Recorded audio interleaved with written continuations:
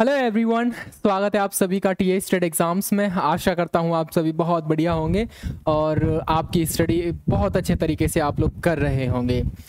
Thumbnail में आपने देख लिया है हम लोग क्या डिस्कस करने वाले हैं। आज हम लोग डिस्कस करेंगे यहाँ पर आईबी यानी कि इंटेलिजेंस ब्यूरो में जो आपकी वैकेंसीज आई हुई हैं 4987 जो वैकेंसी हैं सिक्योरिटी असिस्टेंट और एग्जीक्यूटिव की, वहाँ पर क्या आपको जॉब प्रोफाइल देखने को मिलेगी उसके बारे में हम लोग चर्चा करेंगे आज के सेशन में। यानी कि अगर आप इस पोस्ट के लिए सेलेक्ट होते हो तो आपको काम क्या करना पड़ेगा यहाँ पर intelligence bureau department of India में। ठीक है, ये आपको यहाँ पर आज पता चल जाएगा। छोटे से सेशन में हम लोग डिस्कस कर लेंगे। ठीक है, तो सेशन पसंद आता है आप लोग लाइक कर सकते हो और चैनल पर पहली बार आए हो तो सब्सक्राइब ज़रूर कर लेना। ठीक है, चलिए स्टार्ट करते हैं। और स्टार्ट करने से पहले बेसिकली मैं आपको बता देता हूँ कि ये चीज़ आपका कह सकते हैं सिलेक्शन का प्रोसेस रहेगा पूरा। अभी मैं बता देता हूँ, आपकी पोस्ट का नाम है security assistant executive. 4987 total post है। सीबीटी मोड में आपका एग्जामिनेशन होगा, टीयर 1, टीयर 2 और इंटरव्यू। टीयर 2 आपका डिस्क्रिप्टिव होगा, फिर इंटरव्यू होगा टीयर 1 क्वालिफाई करने के बाद। ठीक है, टीयर 1 आपका कैसा होगा, एमसीक्यू बेस्ड होगा। 100 क्वेश्चंस देखने को मिलेंगे, 100 मार्क्स और 1 आवर का टाइम मिलेगा और 1/4 की इसमें नेगेटिव मार्किंग देखने को मिल जाएगी। ये रहा आपका टीयर 1 का पूरा परफॉर्मा यहाँ तक। इसके अलावा जब आप टीयर 1 क्वालिफाई करेंगे, ऑलमोस्ट 10 टाइम कैंडिडेट्स को यहाँ पर क्वालिफाई किया जाएगा टोटल वैकेंसीज का। और ये कैंडिडेट बैठेंगे फिर डिस्क्रिप्टिव यानी टीयर 2 में बैठेंगे यहाँ पर, और यहाँ पर 50 मार्क्स का आपको ये देखने को मिल जाएगा। ये क्वालिफाई करने के बाद फिर आप जाओगे सीधा इंटरव्यू में। इंटरव्यू आपका यानी टीयर 3 रहेगा मार्क, और यहाँ पर इंटरव्यू के मार्क्स रहेंगे 50। टीयर 2 आपका जस्ट क्वालिफाई नेचर का है, ये भी चीज़ याद रखना। 50 में से आपको कितने मार्क्स गेन करने हैं भाई मेरे, 20 मार्क्स गेन करने हैं टीयर 2 में। ठीक है, इसके अलावा फिर आप इंटरव्यू में जाओगे, 50 मार्क्स का आपका इंटरव्यू देखने को मिल जाएगा। टीयर 1 के लिए आपको general awareness 20 question 20 marks, quantitative aptitude यानी math 20 question 20 marks, reasoning 20 question 20 marks, English 20 question 20 marks और जनरल स्टडीज 20 क्वेश्चन 20 मार्क। यहाँ पर जनरल अवेयरनेस और जीएस इनमें कंफ्यूजन मत करना भाई मेरे। ये जनरल अवेयरनेस यहाँ पर सीधा करंट अफेयर की बात कर रहे हैं। ठीक है, और जनरल अवेयरनेस में history, polity, geography, economic, current affair, science, ठीक है, ये सारी चीज़ें आपको पूछ ली जाएंगी। ठीक है, 1 आवर का टाइम मिलेगा, सॉरी हाँ 1 आवर का टाइम मिलेगा और 1/4 की इसमें नेगेटिव मार्किंग आपको देखने को मिल जाएगी। टीयर 2 का ये रहेगा पूरा परफॉर्मा। यहाँ पर आपको करना क्या है, यहाँ पर ट्रांसलेशन करना है लोकल लैंग्वेज से इंग्लिश में। एक पैसेज दिया जाएगा आपको 500 वर्ड्स का, उस 500 वर्ड्स को हिंदी या इंग्लिश जो भी आपका लोकल लैंग्वेज होगा उसमें दे रखा होगा, उसको आपको ट्रांसलेट करना है। किसमें आपको ट्रांसलेट करना है, इंग्लिश लैंग्वेज में ट्रांसलेट करना है, और इसके लिए 40 मार्क्स आपको देखने को मिलेंगे। और इसके अलावा 10 मार्क्स आपको इंटरव्यू के दौरान जो आपका कम्युनिकेशन एबिलिटी होती है वहाँ पर आपको दिए जाएंगे। ठीक है, इसके अलावा फिर आपका इंटरव्यू 50 मार्क्स का आपको देखने को मिल जाएगा यहाँ पर। ठीक है, चलिए यहाँ पर मिनिमम क्वालिफाइंग मार्क्स आपको 20 दे रखे हैं यहाँ पर।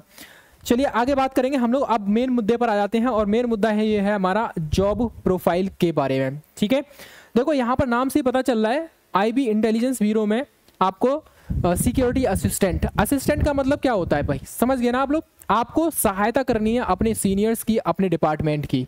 एज ए असिस्टेंट बनकर रहना है आपको अपने डिपार्टमेंट में। जो भी आपका सीनियर है उसको असिस्ट करना है, जो भी आपका डिपार्टमेंट आपको वर्क देता है वो आपको वहाँ पर काम करना है। ठीक है, इसको आप कह सकते हैं लेवल 3 की जॉब है, और यहाँ पर आप उसको कह सकते हैं कांस्टेबल जो होता है यूपी पुलिस वगैरह में, तो आप उसके साथ उसकी तुलना कर सकते हैं। बट यहाँ पर ये टोटली डिफरेंट है, बिकॉज ये सेंट्रल गवर्नमेंट के अंतर्गत आता है और आपके यहाँ पर एक अलग ही वैल्यू रहती है। आपको यूनिफॉर्म नहीं पहननी है, सिविल ड्रेस में ही आपको मटर गश्ती करनी है। मतलब ये समझ लीजिए, मटर गश्ती का मतलब ये नहीं है कि आप बस मौज मस्ती कर रहे हो, नहीं। आपको लोगों के बीच में रहकर, सिटी में या जो भी आपका सेंसिटिव एरिया वहाँ पर रहकर शांत तरीके से अपने आप को, अब वहाँ की जो इंटेलिजेंस होती है, जो भी गैदरिंग होती है, इंटेलिजेंस गैदर करना होता है, वहाँ पर आपका काम ये रहेगा मुख्य काम। ठीक है, सबसे पहली चीज़ भारत की आंतरिक सुरक्षा में सहायता करना है। अब जैसे पुलवामा अटैक होता है या फिर अभी हमारा पहलगाम अटैक हुआ ये वाला, ठीक है, तो यहाँ पर क्या था, वहाँ पर इस तरह के जो आईबी के ऑफिसर्स होते हैं या फिर जो ये सिक्योरिटी असिस्टेंट होते हैं, तो ये छोटी छोटी इन्फॉर्मेशन जानकारी इकट्ठा करते हैं और अपने डिपार्टमेंट को देते हैं। कहाँ इस तरह का कोई भी कह सकते हैं कृत्य होने वाला है या हो सकता है, या इस तरह की हमें इन्फॉर्मेशन मिली है कि ये जो आतंकवादी है या फिर ये जो खूंखार व्यक्ति है वो यहाँ पर देखा गया है, या फिर ये ऐसा हो सकता है। कुछ ना कुछ यहाँ पर इन्फॉर्मेशन आपको कलेक्ट करने को मिलती रहेगी यहाँ पर। ठीक है, तो भारत की जो इंटरनल सिक्योरिटी है उसमें आपको असिस्ट करना है, आपका योगदान देना है वहाँ पर।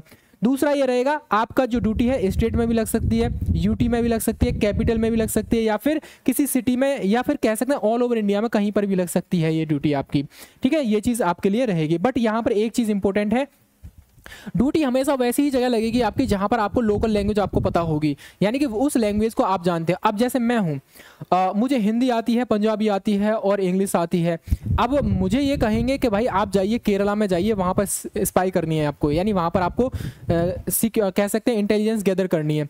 तो मैं केरला, जब तक मैं वहाँ की जो लोकल लैंग्वेज है मलयालम वगैरह है वो नहीं जानूंगा, तो फिर मुझे क्या फ़ायदा वहाँ पर जाने का। ठीक है, तो वहाँ मेरी ड्यूटी नहीं लगेगी।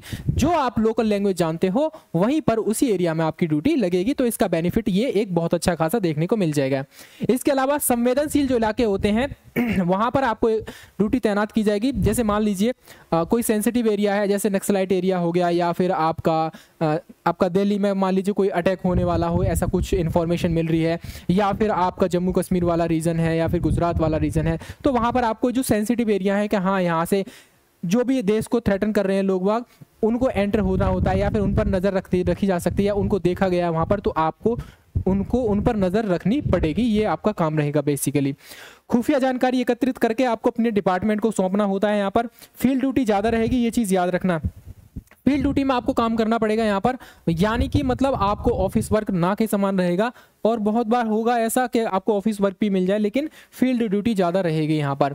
उसके बाद आप देखोगे जो वीवीआईपी लोग होते हैं, जैसे कोई बाहर से पर्सन आ रहा है, ठीक है, या फिर अपने ही देश में बहुत सारे वीवीआईपी लोग हैं, कोई इंपॉर्टेंट पर्सनल ऑफिशियल पर्सन्स है, उनकी सिक्योरिटी से रिलेटेड कोई इशू है, तो वहाँ पर आपको जो अपना डिपार्टमेंट है उसको असिस्ट करना रहेगा।